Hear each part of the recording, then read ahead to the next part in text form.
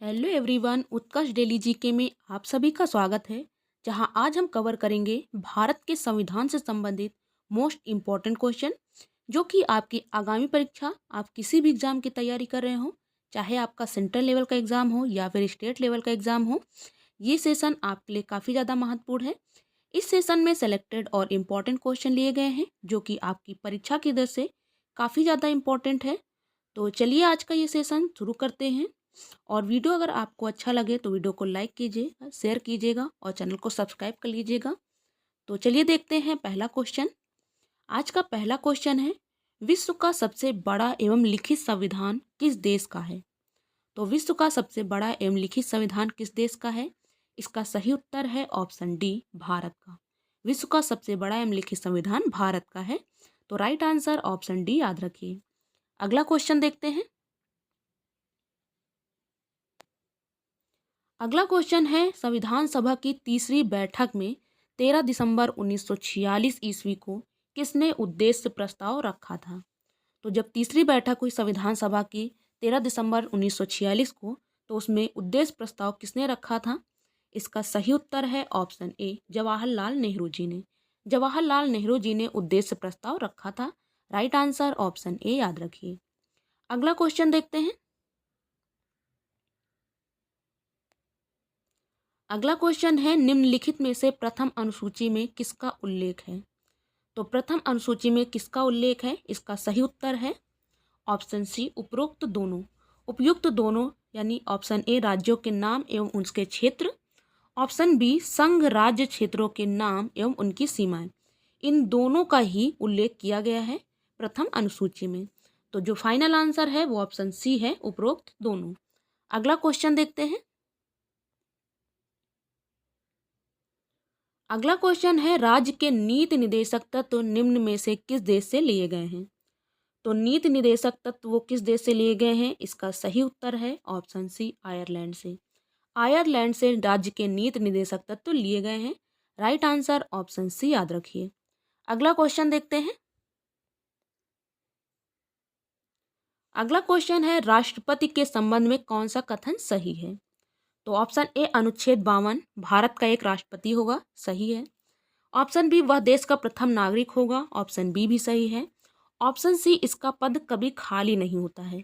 तो ये option C भी सही है कि इसका पद कभी खाली नहीं होता, क्योंकि राष्ट्रपति अगर उपस्थित नहीं होता तो उसकी जगह उपराष्ट्रपति इस पद पर रहता है, और अगर उपराष्ट्रपति भी नहीं है इस पद पर, तो सर्वोच्च न्यायालय का मुख्य न्यायाधीश इस पर आसीन होगा।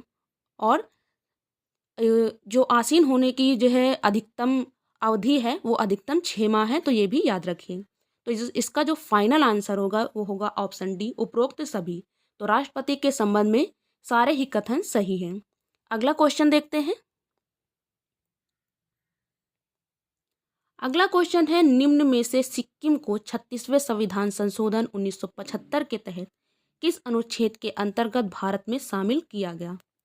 तो ये शामिल किया गया अनुच्छेद 2 के तहत। ऑप्शन बी याद रखिए कि अनुच्छेद 2 के तहत सिक्किम को 36वें संविधान संशोधन में भारत में शामिल किया गया। अगला क्वेश्चन देखते हैं। अगला क्वेश्चन है, भारत के सर्वोच्च न्यायालय ने संविधान के आधारभूत ढांचे के सिद्धांत को किस वाद में स्पष्ट किया है? तो इसे स्पष्ट किया गया है केशवानंद भारती वाद 1973 के तहत। राइट आंसर ऑप्शन सी याद रखिए। अगला क्वेश्चन देखते हैं। अगला क्वेश्चन है, निम्न में से किसके अनुसार राज्य के नीति निर्देशक तत्वों का उद्देश्य आर्थिक लोकतंत्र की स्थापना करना है? तो आर्थिक लोकतंत्र की स्थापना किसके तहत करना है? इसका सही उत्तर है option C, doctor B R Ambedkar. Doctor B R Ambedkar के अनुसार। अगला क्वेश्चन देखते हैं। अगला क्वेश्चन है, निम्नलिखित में से किस समिति के प्रयासों से मौलिक कर्तव्यों को भारतीय संविधान में जोड़ा गया है? तो कौन सी समिति है जिनके प्रयासों से मौलिक कर्तव्य को भारतीय संविधान में जोड़ा गया? इसका सही उत्तर है ऑप्शन बी, स्वर्ण सिंह समिति। स्वर्ण सिंह समिति के प्रयासों से ही मौलिक कर्तव्यों को भारतीय संविधान में जोड़ा गया। अगला क्वेश्चन देखते हैं। अगला क्वेश्चन है, मूल संविधान में अनुसूची 8 के अंतर्गत कितनी भाषाएं रखी गई थी? तो मूल संविधान में अनुसूची 8 के अंतर्गत कितनी भाषाएं थी? इसका सही उत्तर है ऑप्शन सी, 14 भाषाएं। तो मूल संविधान में 14 भाषाएं थी और जो वर्तमान संविधान में है वो है 22 भाषाएं। तो दोनों में कंफ्यूज मत होइएगा, क्योंकि मूल संविधान अगर पूछा जाए तो 14 भाषाएं और वर्तमान संविधान तो 22 भाषाएं। अगला क्वेश्चन देखते हैं। अगला क्वेश्चन है, संविधान में संशोधन की व्यवस्था किस देश से ली गई है? तो संविधान में संशोधन की व्यवस्था ली गई है दक्षिण अफ्रीका से। राइट आंसर ऑप्शन सी याद रखिए, दक्षिण अफ्रीका से संविधान संशोधन की व्यवस्था ली गई है। अगला क्वेश्चन देखते हैं। अगला क्वेश्चन है, भारतीय संविधान की प्रस्तावना या उद्देशिका में अभी तक कितने संशोधन हो चुके हैं? तो भारतीय संविधान की प्रस्तावना या उद्देशिका में अभी तक सिर्फ एक संशोधन हुआ है। तो राइट आंसर ऑप्शन ए याद रखिए, एक। अगला क्वेश्चन देखते हैं। अगला क्वेश्चन है, निम्न में से राज्य के नीति निर्देशक तत्व किस देश से लिए गए हैं? तो राज्य के नीति निर्देशक तत्व लिए गए हैं आयरलैंड से। राइट आंसर ऑप्शन सी याद रखिए। अगला क्वेश्चन देखते हैं। अगला क्वेश्चन है, निम्नलिखित में से संविधान के किस भाग में राज्य की परिभाषा दी गई है? तो राज्य की परिभाषा दी गई है राज्य के नीति निर्देशक तत्व में। राइट आंसर ऑप्शन सी याद रखिए। अगला क्वेश्चन देखते हैं। अगला क्वेश्चन देखते हैं। अगला क्वेश्चन है, किस संविधान संशोधन के तहत बेरूबारी, खुलना आदि क्षेत्र पाकिस्तान को हस्तांतरित किए गए, अर्थात भारत और पाकिस्तान के बीच भूमि समझौता हुआ था? तो इसका सही उत्तर है ऑप्शन डी, 9वां संविधान संशोधन 1960 के तहत। अगला क्वेश्चन देखते हैं। अगला क्वेश्चन है, 26 जनवरी 1950 को निम्नलिखित में से किसकी स्थापना हुई थी? तो 26 जनवरी 1950 को स्थापना हुई थी असम, बिहार, तमिलनाडु और उड़ीसा। इन चारों राज्यों की 26 जनवरी 1950 को स्थापना हुई थी। तो इसका सही उत्तर होगा ऑप्शन ई, उपरोक्त सभी। अगला क्वेश्चन देखते हैं। अगला क्वेश्चन है, भारतीय संविधान का कौन सा अनुच्छेद राष्ट्रपति के पद के लिए पुनर्निर्वाचन की योग्यता रखता है?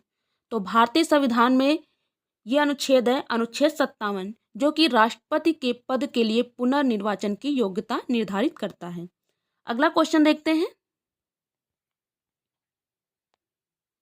अगला क्वेश्चन है, जवाहरलाल नेहरू ने संविधान सभा में अपना उद्देश्य प्रस्ताव किस बैठक में प्रस्तुत किया था?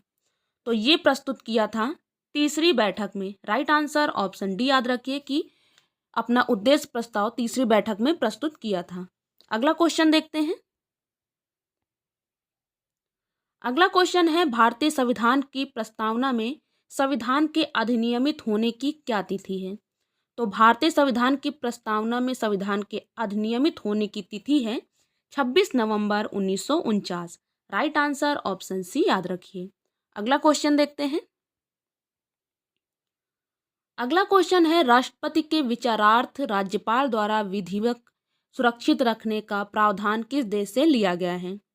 तो ये लिया गया है कनाडा से। राइट आंसर ऑप्शन सी याद रखिए, कनाडा से राष्ट्रपति के विचारार्थ राज्यपाल द्वारा विधिवत सुरक्षित रखने का प्रावधान लिया गया है।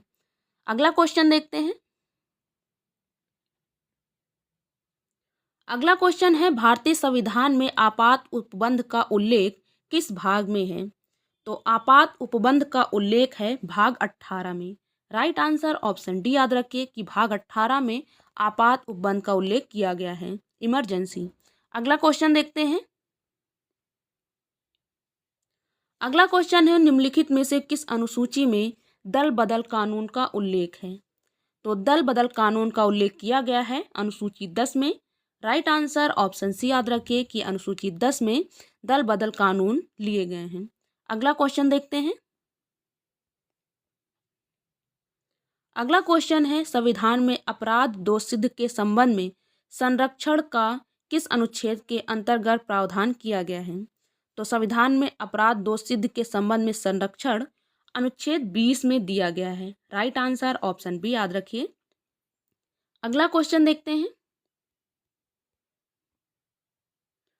अगला क्वेश्चन है 6 वर्ष से कम आयु के बच्चों के लिए अनिवार्य शिक्षा का प्रावधान किस अनुच्छेद के अंतर्गत किया गया है? इसका सही उत्तर है ऑप्शन सी, अनुच्छेद 45 के अंतर्गत।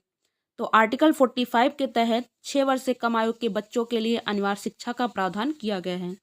और अनुच्छेद 45 किसके अंतर्गत आता है? तो यह आता है राज्य के नीति निर्देशक तत्वों के अंतर्गत। अगला क्वेश्चन देखते हैं। अगला क्वेश्चन है किस संविधान संशोधन के तहत सिक्किम को पूर्ण राज्य का दर्जा देकर भारत का 22वां राज्य घोषित किया गया?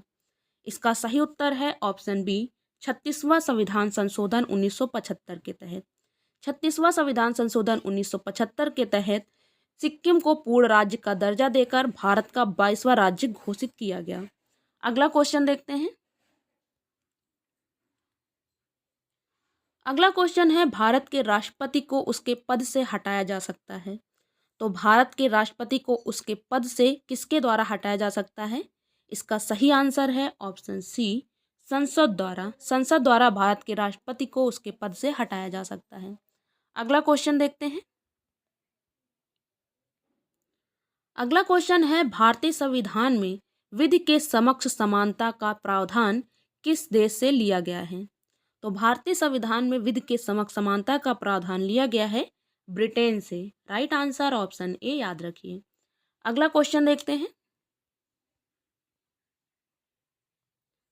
अगला क्वेश्चन है भारतीय संविधान की प्रस्तावना को की नोट या कुंजी नोट किसने कहा है? तो भारतीय संविधान की प्रस्तावना को की नोट अर्नेस्ट बार्कर ने कहा है। राइट आंसर ऑप्शन ए याद रखिए। अर्नेस्ट बार्कर ने भारतीय संविधान की प्रस्तावना को की नोट या फिर कुंजी नोट कहा है। अगला क्वेश्चन देखते हैं। अगला क्वेश्चन है भारतीय संविधान सभा ने राष्ट्रीय ध्वज तिरंगा को कब अपनाया था? तो भारतीय संविधान सभा ने राष्ट्रीय ध्वज तिरंगा को 22 जुलाई 1949 को अपनाया था। राइट आंसर ऑप्शन बी याद रखिए। अगला क्वेश्चन देखते हैं। अगला क्वेश्चन है भारत के राष्ट्रपति के महाभियोग की प्रक्रिया है? तो भारत के राष्ट्रपति के महाभियोग की प्रक्रिया है, यह एक अर्ध न्यायिक प्रक्रिया है। राइट आंसर ऑप्शन डी याद रखिए कि भारत के राष्ट्रपति के महाभियोग की प्रक्रिया एक अर्ध न्यायिक प्रक्रिया है। अगला क्वेश्चन देखते हैं। अगला क्वेश्चन है भारतीय संविधान में अंतिम रूप से संविधान सभा के कितने सदस्यों ने हस्ताक्षर किया था? तो भारतीय संविधान में अंतिम रूप से संविधान सभा के 284 सदस्यों ने हस्ताक्षर किया था। राइट आंसर ऑप्शन बी याद रखिए, 284 सदस्य। अगला क्वेश्चन देखते हैं। अगला क्वेश्चन है भारतीय संविधान की प्रस्तावना की प्रकृति कैसी है? तो भारतीय संविधान की प्रस्तावना की प्रकृति है कि ये न्याय योग्य नहीं है। राइट आंसर ऑप्शन बी याद रखिए। अगला क्वेश्चन देखते हैं। अगला क्वेश्चन है भारतीय संविधान के निर्माता डॉक्टर BR अम्बेडकर जी ने संविधान की आत्मा किस अनुच्छेद को कहा है? तो भारतीय संविधान के निर्माता डॉक्टर भीमराव अम्बेडकर जी ने संविधान की आत्मा कहा है अनुच्छेद 32 को। राइट आंसर ऑप्शन बी याद रखिए। आर्टिकल 32 को डॉक्टर भीमराव अम्बेडकर जी ने संविधान की हृदय और आत्मा कहा है। अगला क्वेश्चन देखते हैं। अगला क्वेश्चन है किस नीति निर्देशक सिद्धांत को प्राय समाजवादी माना जाता है? तो इसमें है ग्राम पंचायत की स्थापना। ग्राम पंचायत की स्थापना को प्राय समाजवादी माना जाता है। तो राइट आंसर ऑप्शन सी याद रखिए। अगला क्वेश्चन देखते हैं। अगला क्वेश्चन है किस संविधान संशोधन के तहत यह प्रावधान किया गया है कि राष्ट्रीय आपातकाल के दौरान अनुच्छेद 20 और 21 को निरस्त नहीं किया जा सकता है? तो ये किया गया है 44वें संविधान संशोधन 1978, जिसमें यह प्रावधान किया गया है कि राष्ट्रीय आपातकाल के दौरान अनुच्छेद 20 और 21 को निरस्त नहीं किया जा सकता। तो राइट आंसर ऑप्शन सी याद रखिए। तो ये रहे भारतीय संविधान से संबंधित मोस्ट इम्पॉर्टेंट टॉप 35 क्वेश्चन, जो कि आपकी परीक्षा की दृष्टि से बहुत ज़्यादा महत्वपूर्ण है। और आज का ये सेशन आपको कैसा लगा कमेंट बॉक्स में ज़रूर बताइएगा। अगर वीडियो अच्छा लगा हो तो वीडियो को लाइक कीजिए, शेयर कीजिए, चैनल को सब्सक्राइब कर लीजिए और बेल आइकन पर प्रेस करना बिल्कुल मत भूलिए, ताकि आने वाली अगली वीडियो की नोटिफिकेशन आपको जल्द से जल्द प्राप्त हो। तब तक के लिए धन्यवाद।